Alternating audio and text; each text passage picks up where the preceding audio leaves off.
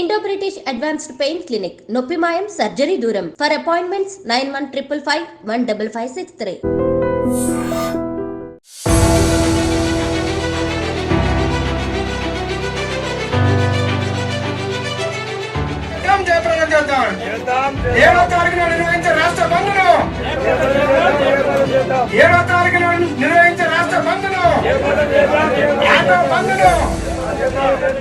Auto డ్రైవర్లు తమ voice ని ఇంకా ఎక్కువగా గట్టిగా పెంచినట్టు కనిపిస్తోంది. ఎందుకంటే ఇందిరా చౌక్లో మొన్న ఒక 20 రోజుల క్రితం కూడా వాళ్ళు ధర్నా చేయడం జరిగింది. ప్రభుత్వానికి కొన్ని వినతి పత్రాలు ఇవ్వడం, ఆ తర్వాత వాళ్ళు రిక్వెస్ట్లు కూడా కొన్ని వినతి పత్రాల్లో వాళ్ళు ఏం కోరారు అంటే, ప్రభుత్వం మమ్మల్ని పట్టించుకోండి, రవాణా శాఖ మంత్రి ఏదైతే ప్రామిస్ చేశారో 12,000కు సంబంధించిన ఎవ్రీ ఇయర్ ఆటో డ్రైవర్లకు మేము చెల్లిస్తామన్నటువంటి మాట ఏదైతే రాష్ట్ర సర్కార్ తన మేనిఫెస్టోలో పెట్టిందో కనీసం అంటే కనీసం దాన్ని నెరవేర్చకపోగా ఇప్పుడు ఉచిత బస్సెస్ అంటే కాంగ్రెస్ సర్కార్ ఏదైతే మహిళలకు ఉచిత బస్ ఏదైతే సౌకర్యం తీసుకొచ్చిందో దాని తర్వాత మా బతుకులు చాలా దుర్భరంగా అయిపోయాయి, కనీసం అంటే కనీసం కూడా మా ఆటోలు నడవట్లేదు, ఎవరు ఎక్కట్లేదు, రిక్వెస్ట్ చేసినా కూడా బతిమిలాడినా కూడా ఎవరు ఎక్కట్లేదు, మాకు ఫ్రీ బస్ ఉంది కదా నేనెందుకు ఆటో ఎక్కాలి అన్నటువంటి మాట డైరెక్ట్గానే చెప్తున్నారు అనేది ఆటో డ్రైవర్స్ వర్షన్. మేమేమి ఫ్రీగా అంటే మేమేమి 12,000 రూపాయలు సంవత్సరానికి ఇవ్వండి అనేటువంటి మాట మేము అసలు అడగలేదు. అండ్ ఇంకోటి వాళ్ళ రిక్వెస్ట్ ఏంటంటే, అసలు ఉచిత బస్సు సౌకర్యం కల్పించడం ఎందుకు? ఆ డబ్బున్న వాళ్ళు డబ్బు లేని వాళ్ళను ఒకటేలాగా చూస్తే ఎలా? ఎవరైతే జాబ్స్ చేస్తున్నారో కనీసం అంటే కనీస సంపాదన ఎవరికైతే ఉందో వాళ్ళకు కూడా ఫ్రీ బస్ ఎందుకు? కనీసం వాళ్ళు సంపాదిస్తున్నారు కాబట్టి వాళ్ళు ఇంకో మార్గం ద్వారా అంటే ఆటోసో లేకపోతే క్యాబ్సో ఇట్లా డిఫరెంట్ రవాణా మాధ్యమాల్ని యూజ్ చేసుకుంటారు కాబట్టి మా బతుకు తెరువు కూడా నడుస్తుంది కాబట్టి ఎందుకని మీరు ఉచితంగా బస్ అందరికీ కల్పించారు? ఎవరికైతే లేదో, ఎవరైతే చాలా తక్కువ వేతనాలతో జీవిస్తూ ఉంటారో వాళ్లకు కల్పించండి. కానీ ఇట్లా అందరికీ మహిళలందరికీ ఉచితం అనడం వల్ల ఎవరైతే డబ్బులు పెట్టి ఆటోలో లేకపోతే క్యాబ్లో వెళ్ళే వాళ్ళు ఎవరైతే ఉంటారో వాళ్ళు కూడా ఉచితంగా బస్ని యూజ్ చేస్తున్నారు. దీనివల్ల బస్సెస్ మీద చాలా ఒత్తిడి పెరిగింది. ఒకటి, బస్సెస్ అసలు దొరకట్లేదు అనేది ఈ ఇష్యూస్ కూడా చాలానే వచ్చాయి. సో ఎందుకని ఈ డిసిషన్ తీసుకున్నారు? ఈ డిసిషన్ తీసుకోవడం వల్ల ఆటోలకు పూర్తిగా గిరాకీ తగ్గిపోయింది అన్నటువంటి మాట చెప్తున్నారు.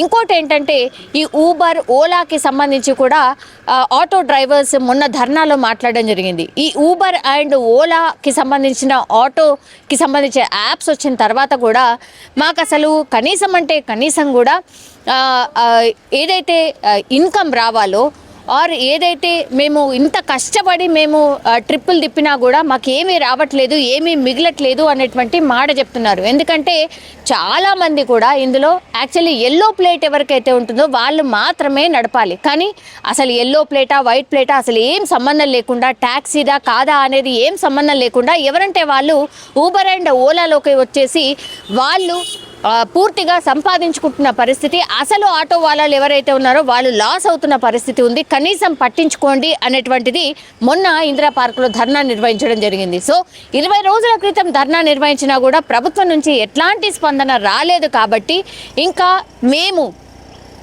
ఫర్దర్ నెక్స్ట్ స్టెప్ అంటే కార్యాచరణను మేము ప్రకటించబోతున్నాం.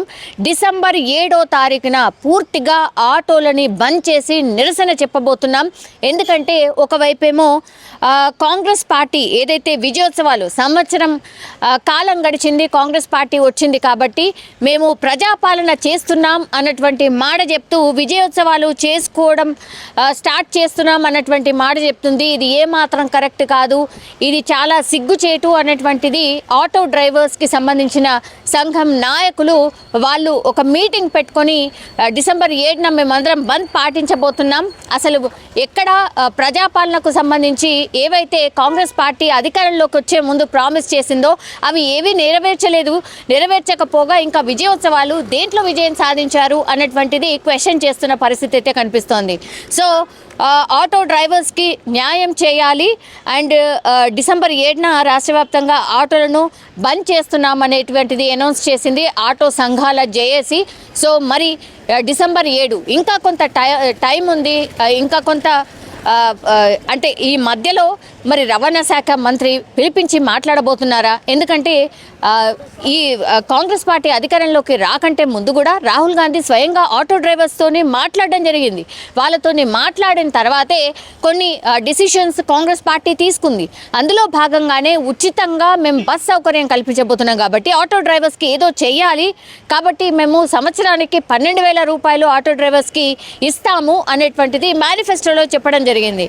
కానీ ఇప్పుడు ఆటో డ్రైవర్స్ అసలు మేము 12,000 కోరలేదు, మేము చేసినటువంటిది రిక్వెస్ట్ అసలు ఉచిత బస్సు ప్రయాణం వద్దు, ఉచిత బస్సు సౌకర్యం కల్పించకండి, మా బతుకులు ఆగమైతాయి, లేదంటే మీరు ఉచిత ప్రయాణం కల్పించాల్సి వస్తే కూడా ఎవరైతే బస్కి సౌకర్యానికి సంబంధించి పెట్టలేరో వాళ్ళకు మాత్రమే పెట్టండి, ఎవరైతే జాబ్స్ చేస్తారో, మంచి ఇన్కమ్ ఉందో, మంచి సంపాదన ఉందో వాళ్ళందరికీ కూడా మీరు ఉచితంగా కల్పించకండి అన్న రిక్వెస్ట్ కూడా ఆనాడు రాహుల్ గాంధీ ముందే చెప్పడం జరిగింది. కానీ అవేవి కూడా పట్టించుకోకుండా పూర్తిగా కాంగ్రెస్ పార్టీ అధికారంలోకి రావాలన్న లక్ష్యంతోనే ఇవన్నీ ప్రామిసెస్ చేసి ఇప్పుడు ఆటో డ్రైవర్ల బతుకును ఆగం చేసింది అన్నటువంటి మాట మాత్రం ఆటో డ్రైవర్స్కి సంబంధించిన జేఏసీ ఆరోపిస్తున్న పరిస్థితి అయితే కనిపిస్తోంది. మరి ఇప్పటికైనా సరే రవాణా మంత్రి కావచ్చు, గవర్నమెంట్ కావచ్చు, దీని మీద ఏమైనా స్పందిస్తుందా, ఆటో డ్రైవర్స్ని పిలిచి మాట్లాడుతుందా అనేది చూడాల్సిందే.